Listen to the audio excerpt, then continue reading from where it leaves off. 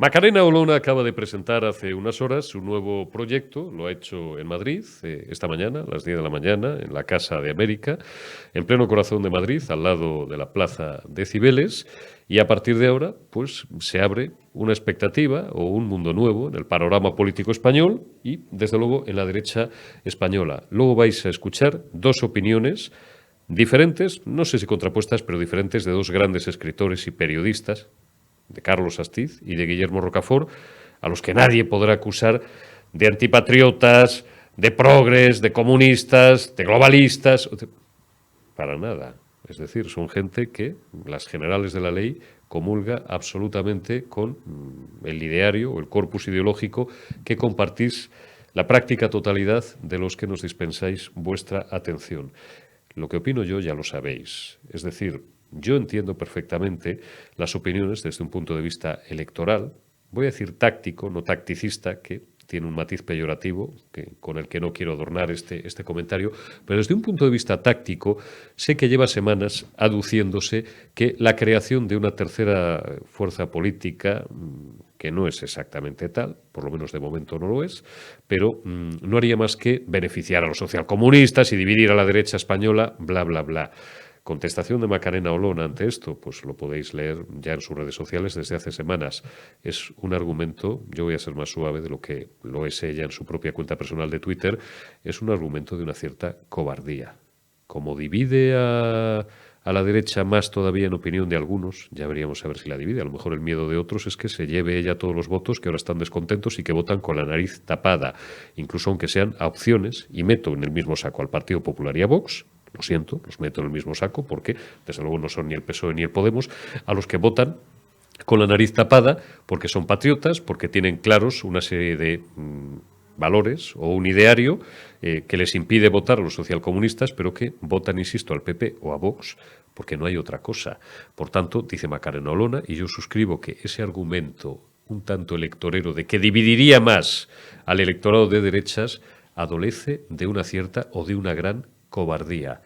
Como podría dividir a la derecha, vamos a conformarnos con lo que hay, y lo que hay, Partido Popular y Vox, pues vamos a intentar administrarlo de la mejor manera posible. Tal vez sea al revés, tal vez sea esa la mejor manera que tiene Generalísimo Sánchez, Antonio Sánchez, de perpetuarse en el poder.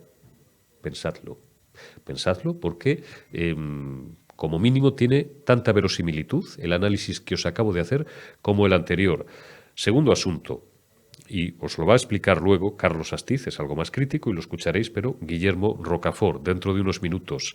Hay muchas personas, y creo que merecen todo el respeto, y ahora me voy a referir a Vox, que tienen, insisto, merecen todo el respeto, todo el derecho a pensar que en los últimos años la formación política que preside Santiago Abascal tal vez quizás se haya acomodado en cierta medida. Es lo que tiene el sistema, sin comparar, por supuesto, porque es como comparar a Dios con un pordiosero, no los voy a comparar con Podemos, pero cuando eclosiona un movimiento social que cristaliza con una ansia de cambio, ya sea desde la extrema izquierda, desde el comunismo más rancio, más radical y más totalitario, o desde el patriotismo, desde la derecha en este caso, aunque cada vez me gustan menos los conceptos izquierda y derecha, prefiero hablar de patriotismo y prefiero hablar de valores y prefiero hablar de otras cosas.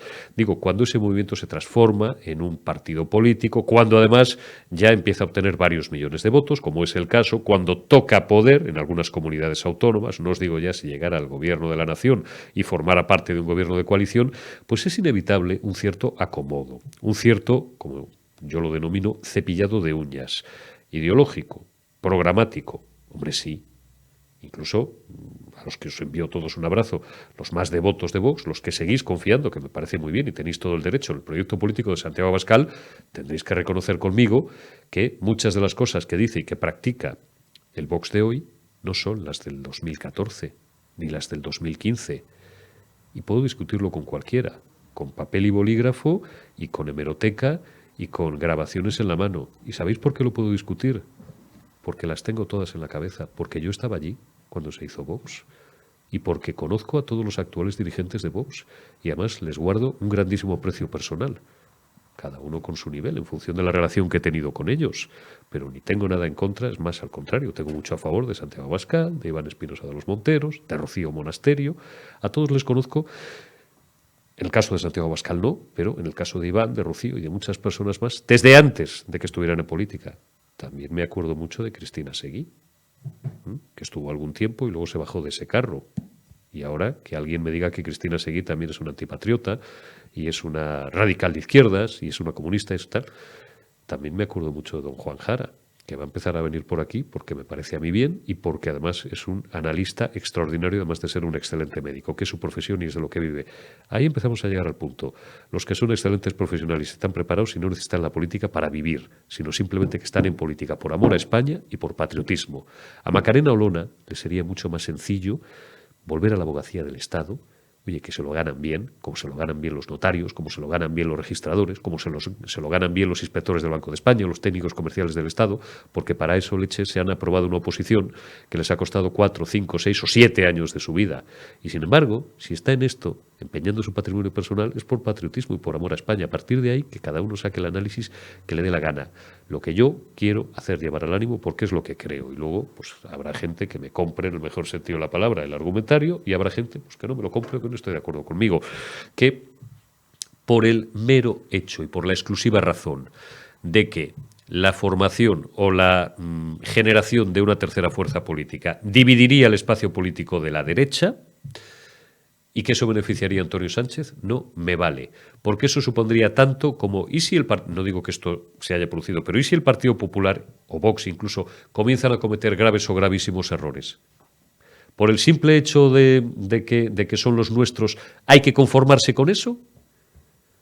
Esa, y no la anterior, sería la mejor agarradera que tendría Pedro Sánchez y los socialcomunistas para mantenerse en el poder. Y como un servidor de ustedes, que está aquí todas las tardes y que pues, les agradece siempre su atención, no es de los que se resignan y no es de los que se conforman, me parece muy bien. Y cuanta más pluralidad haya, mejor. ¿Y sabéis por qué? Yo no sé si Macarena Olona va a ser o no va a ser la Meloni española. Ya lo dirá el tiempo y lo dirán los españoles y lo dirán los apoyos y lo irá marcando ella también con el devenir de su camino. Porque si ella no ocupa ese espacio, lo va a ocupar otra persona. Y llevo 32 años mirando esto. Y en España, a lo mejor hace falta, y lo opino yo, lo opina Guillermo Rocafort, al que insisto, luego escucharéis, y lo opinan un montón de amigos, de patriotas y de camaradas, pues a lo mejor necesita una derecha como la de Bolsonaro, o una derecha como la de Trump, o una derecha como la de Giorgia Meloni, sin complejos, y no acomodada al sistema. Una derecha no acomodada al sistema. Vuelvo a repetir, Bolsonaro, Trump, Giorgia Meloni. ¿Vosotros veis esa derecha en España? Yo ahora mismo no la veo. No sé si Macarena Olona la podría representar o no. Desde luego, lo que no me parece de recibo es negarle la oportunidad. Y a partir de ahí, que sean los españoles quienes decidan. También os digo, Macarena Olona, que ha cometido algunos errores y que puede haber mantenido algún tipo de conducta en el pasado reciente que haya podido resultar lógicamente errática, lo que deberá intentar es rodearse de las mejores personas posibles, sobre todo de gente que esté A, preparada y formada, B, que no necesite la política para vivir, C, derivada del anterior, que esté en política por amor a España y porque quiere hacer algo por su país. Eso es lo que necesita Macarena Olona. Si se rodea de gentes que van a servirse y no a servir, y esto yo lo he visto en el Partido Popular durante décadas, y perdonad, pero si os digo lo contrario os miento, lo he visto en Vox, en los pocos años de existencia en este país, estará perdida. Como estoy convencido de que no va a ser así, el tiempo dará y quitará razones. Arrancamos ya esta última retaguardia de la semana, esta retaguardia del viernes 4 de noviembre de 2022, el día en el que ha surgido o ha resurgido un nuevo actor político que guste más o guste menos y coseche, que las va a cosechar en los próximos días y en las próximas semanas, opiniones muy favorables, muy desfavorables y muy encontradas. Desde luego no creo que deje indiferente a nadie. Digo, en el día en el que Macarena Olona ha presentado su nuevo proyecto, lo que ella quiere hacer y lo que ella quiere hacer por España, pues nos ha parecido oportuno tener hoy a dos patriotas, a dos periodistas, escritores, y en el caso de Rocafort, al que saludaremos después también, abogado y economista, que han escrito sendos libros en los últimos, en las últimas semanas y los han dado a la imprenta del máximo interés. Vamos a empezar por don Carlos Astiz, escritor y periodista. Carlos, ¿cómo estás? Muy buenas tardes y bienvenido a La Retaguardia, periodista digital. Hola, buenas tardes. Muy bien, encantado de estar aquí con vosotros. Nosotros encantados de tenerte y agradecidos. Carlos Astiz, R de Resistencia, enseño la portada del libro para que se vea bien. Podéis acercaros al libro porque es del máximo interés, de verdad, os lo recomiendo.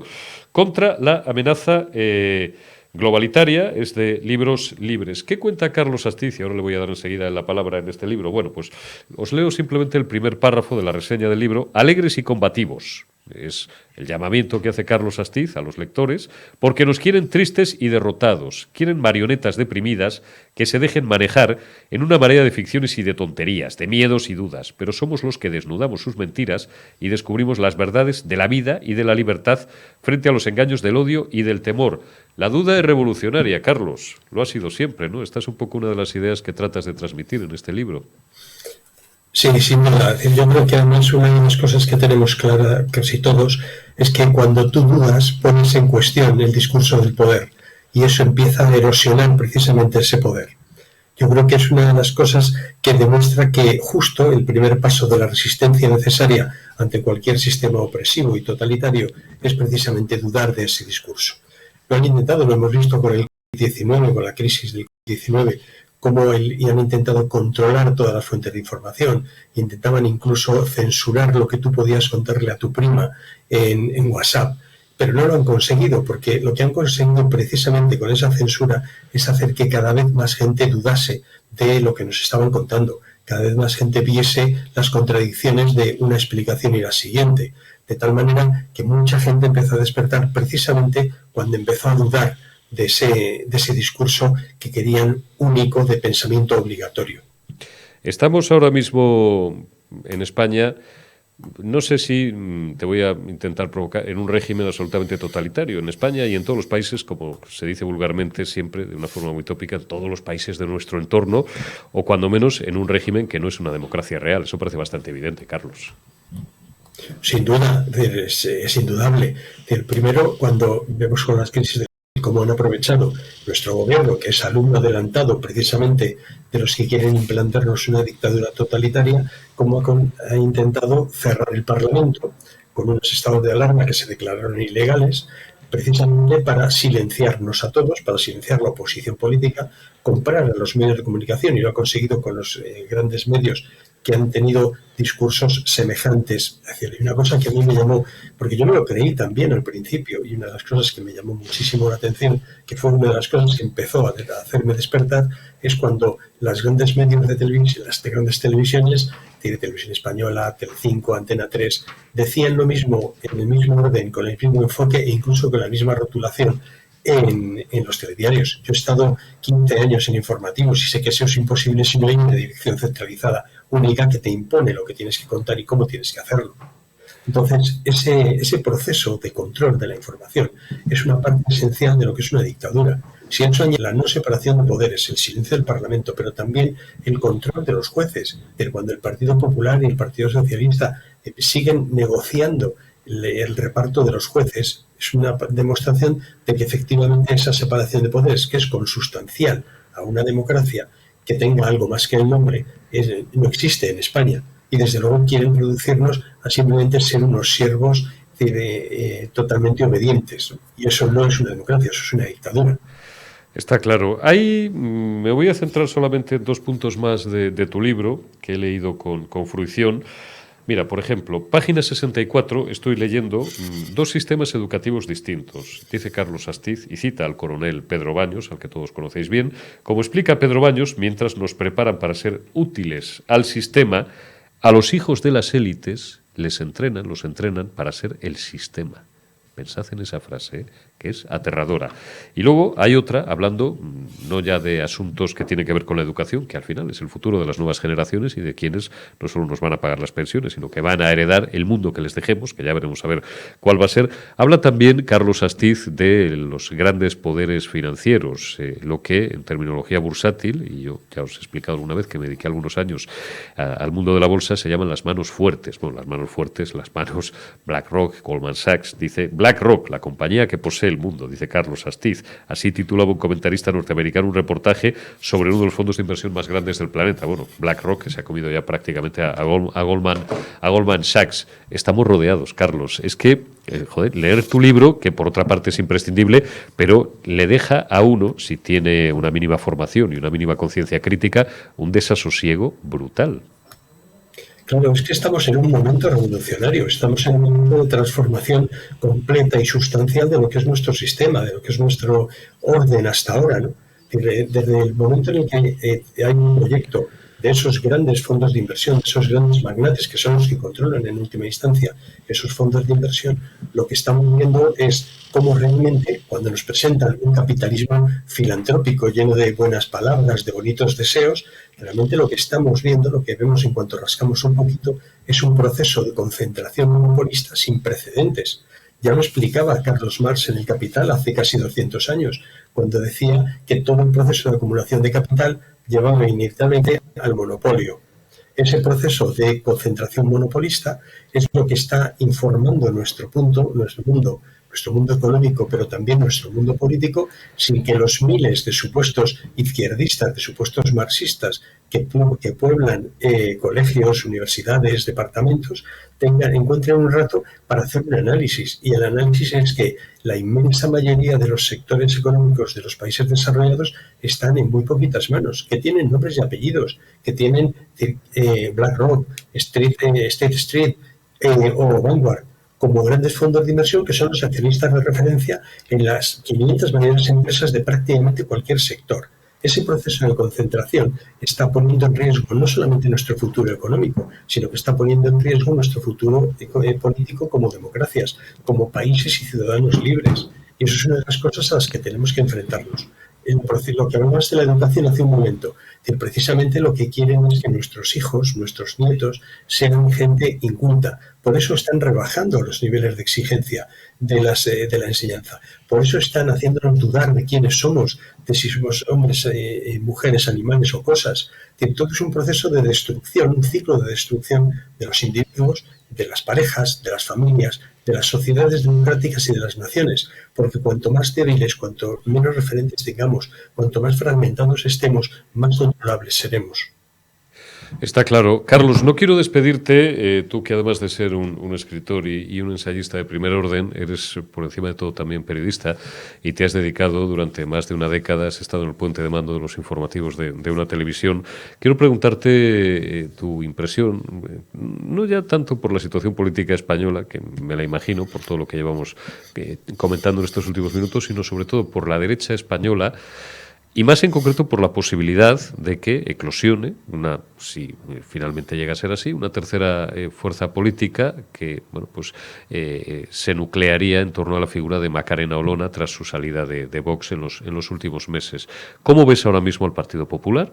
¿Cómo ves a Vox? Hasta donde quieras llegar, y cómo ves la posibilidad de que exista una tercera fuerza política. Esto dividiría a la derecha, sería beneficioso sobre todo para la izquierda social comunista gobernante, o enriquecería las opciones de un porcentaje de gente que está desengañado, tanto, digo, porque me consta que lo hay, lo que no sé si mayor o menor, tanto del Partido Popular, cosa que ya se produjo en su día con el nacimiento de Vox, como ahora quizás, con el lógico desgaste de una formación política que desde 2018, que eclosionó en Andalucía, lleva ya teniendo poder en algunas comunidades autónomas y ayudando al Partido Popular o colaborando con el Partido Popular en otras, y que está cuestionada desde algunos sectores, pero que sin embargo sigue conservando un suelo electoral que parece de hormigón armado.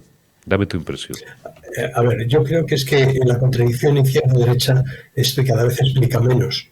Yo creo que en este proceso hemos visto cómo, por ejemplo, el Partido Popular y el Partido Socialista comparten no solamente el reparto de poderes que liquida la separación de tales en una sociedad democrática como el Consejo General del Poder Judicial, sino que sus propios proyectos son muy semejantes. Es decir, cuando vemos a Almeida, a Ayuso o a Pablo Iglesias o Pedro Sánchez compartir el PIN de la Agenda 2030, lo que vemos es que realmente no hay diferencias sustanciales, hay diferencias formales.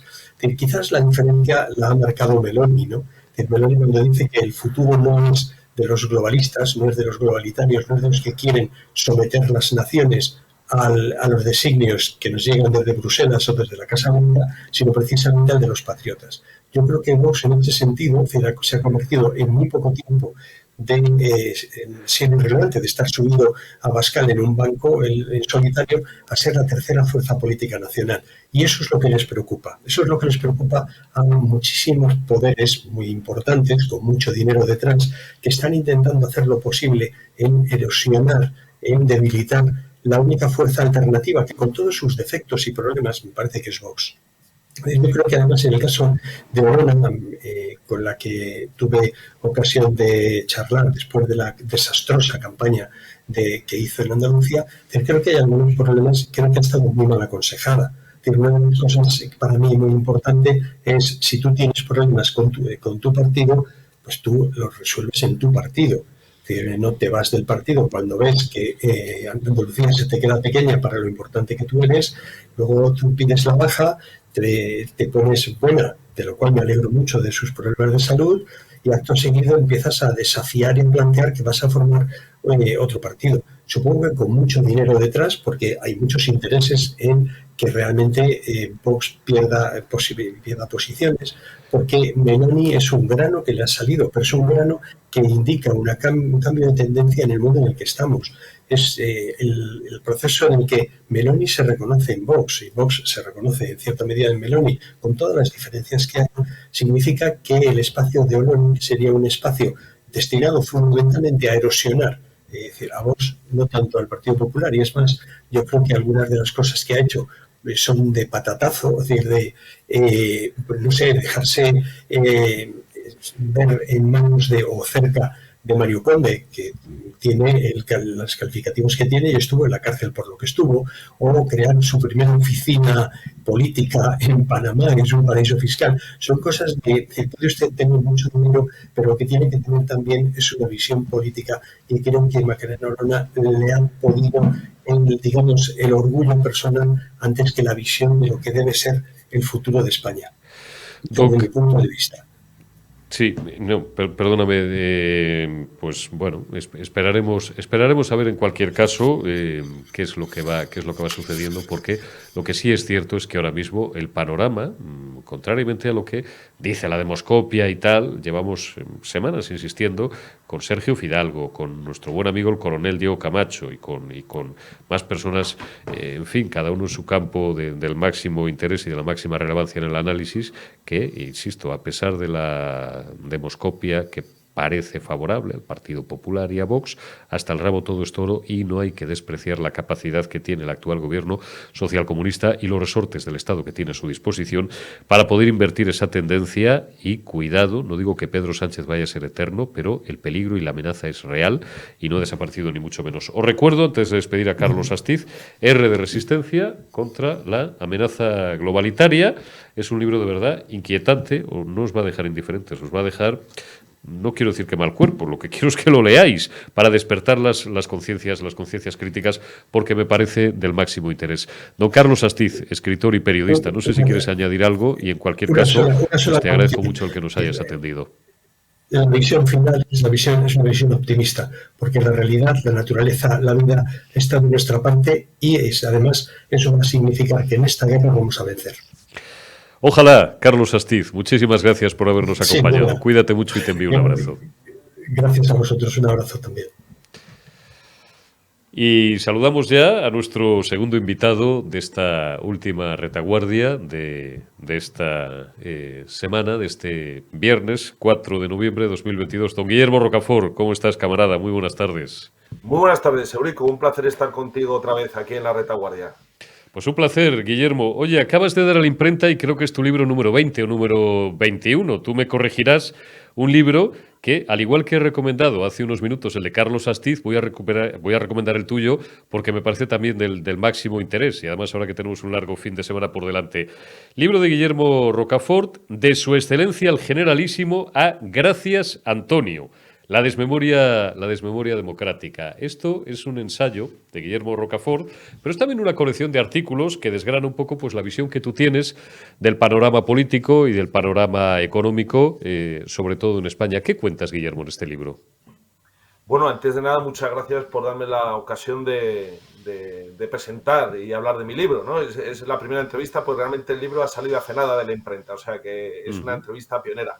Bueno, pues este libro básicamente es la recopilación de muchos artículos que he escrito en las últimas semanas, en los últimos meses, a colación de la Ley de Memoria Democrática, donde reflejo, pues, de alguna forma mi preocupación porque realmente estamos ante una ley absolutamente ideológica, una ley electoralista, una ley que lo que intenta es imponer un pensamiento único y además desde la mentira y desde la falsedad, ¿no?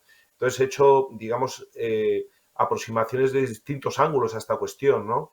Y yo creo que el título del libro de Su Excelencia el Generalísimo a Gracias Antonio refleja mucho esa evolución, yo creo, ese paso atrás de España, en el que, bueno, pues se hace política en el momento presente desde el odio y el rencor hacia el pasado, en vez de haber aprovechado las cosas buenas y positivas que tuvo para la nación, que sin duda fueron muchas, ¿no? Entonces, bueno, pues ese es el esfuerzo de muchos meses de volcar toda mi experiencia y mi conocimiento sobre esta materia y evidenciar que, en definitiva, pues Pedro Sánchez no es nada más que un farsante y es una persona que además está haciendo la guerra, como hemos visto, está haciendo la guerra a los muertos y también a los vivos. No es un presidente conciliador, sino todo lo contrario. Por mucho que él diga que quiere la reconciliación, lo que quiere es agitar el odio para, digamos, en las siguientes elecciones, ya sean las de mayo, las autonómicas y locales, o las de finales de año, primeros del año siguiente, 2023, las nacionales, él pues llegar ahí a las urnas y que la gente vote desde el rencor y guerra civilista, lo cual es realmente una gran irresponsabilidad y demuestra el carácter maligno y totalmente nocivo para el conjunto de la sociedad española que supone este personaje de Gracias Antonio, ¿no?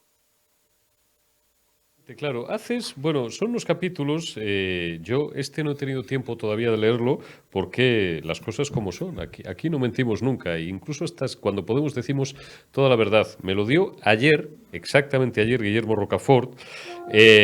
Bueno, hay referencias históricas que prueban la erudición de Rocafort absolutamente deliciosas. Por ejemplo, tengo un capítulo, página 65. Estados Unidos desclasifica una conversación del presidente Gerald Ford con Francisco Franco del año 1975.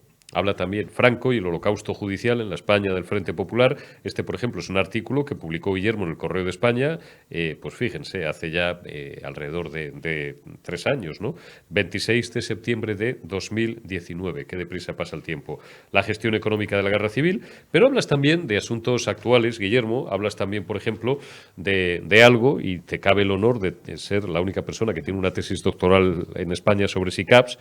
Hablas de SICAPs. Yo recuerdo un libro que leí hace algunos años, otro libro tuyo, SICAP, Paraíso Fiscal. La verdad es que no dejas ni un solo palo por tocar.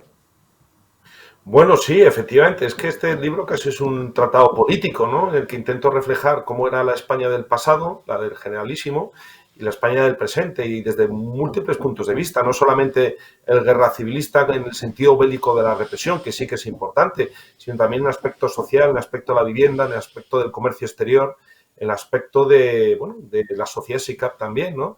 Y creo que, digamos, es ideal incluso también para la gente joven y para la gente que ha vivido el pasado más de aquella época, para que le permita comparar una época con otra y un dirigente con otro, ¿no? Porque realmente se carga mucho las tintas sobre la figura del general Franco, pero el general Franco es mucho más allá que una figura de un general que gana una guerra civil como fue la del 36 al 39. Es un gobernante que durante 40 años lleva a cabo una política social, una política económica, una política diplomática, como este artículo que has mencionado, el de la conversación del generalísimo Franco con Gerald Ford, donde Gerald Ford no hace más que alabanzas a su persona. Y ese documento lo he obtenido porque ha sido desclasificado hace pocos años por la Secretaría de Estado estadounidense y recoge efectivamente toda la conversación. Es decir, ya quisiera tener, gracias a Antonio, una conversación y un intercambio de opiniones como la que tuvo en su momento el presidente Gerald Ford con el generalísimo Franco, ¿no? Luego has hablado de lo que fue, por ejemplo, la gestión económica, la gestión del turismo en la época de Franco, cómo está en el momento presente, la presencia de los fondos buitre, la presencia de entidades especulativas que en aquella época no había, cómo se construyeron 5 millones de viviendas sociales y no hubo ni un solo desahucio y ahora mismo ni hay ni vivienda social y hay miles y miles de desahucios.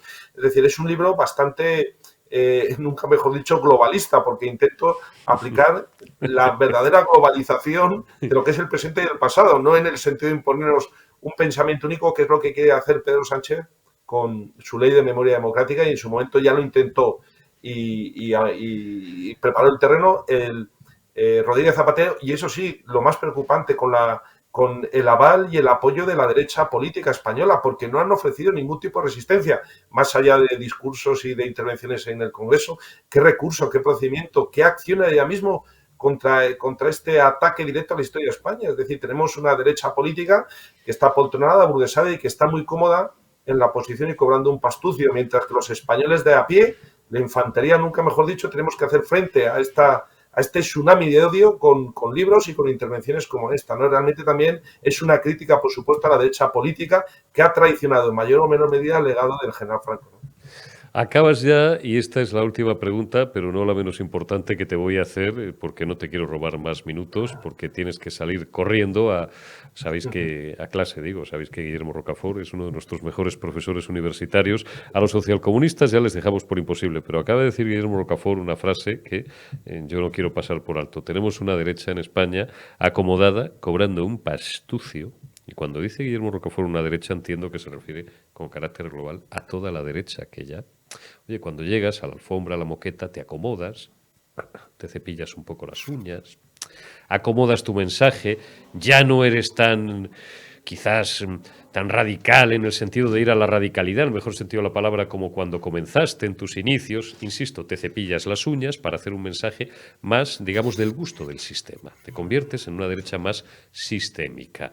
Esa es la impresión de Guillermo Rocafort, que es exactamente al 100% la mía. ¿Coincide con la mía o yo coincido con Guillermo? Hoy es el día en el que Macarena Olona ha presentado su nuevo proyecto. Quiero preguntarte tu opinión, Guillermo, acerca de si tú ves espacio o posibilidad para que surgiera una tercera fuerza política en el panorama de la derecha en España.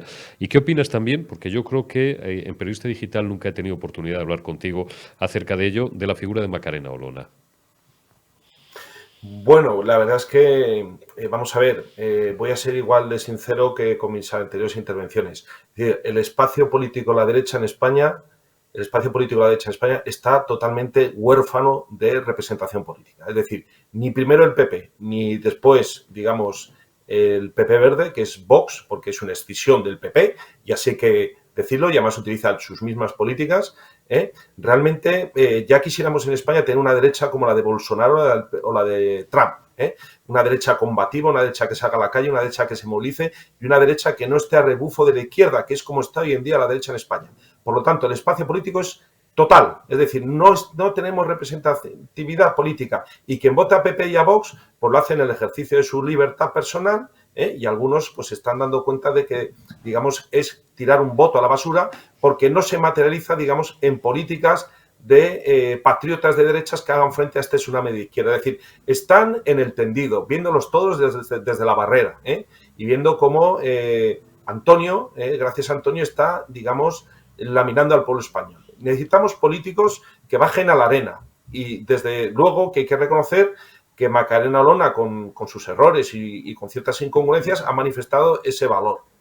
Es ella la que firmó y redactó esos recursos de inconstitucionalidad. No hay nadie en Vox que sea capaz de sustituir a la misma Macarena Olona. Por lo tanto, el reconocimiento a su formación jurídica y sobre todo a su valor acrisolado, haciendo frente a los antifas y a la extrema izquierda radical.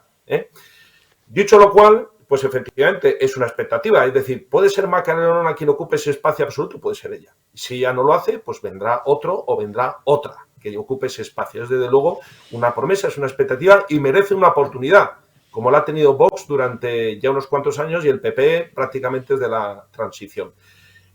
Ciertamente, como mi anterior interviniente, pues ha habido movimientos por parte de Macarena que pues han sorprendido. Es un problema también de comunicación y quizá también de las personas que le rodeen. Lo que no haría bien Macarena es rodearse de personas, digamos, pues que, digamos, intenten de alguna forma instrumentalizarla y manejarla a su antojo. Ella tiene su propia personalidad y, lógicamente, tiene ante sí un proyecto muy ambicioso.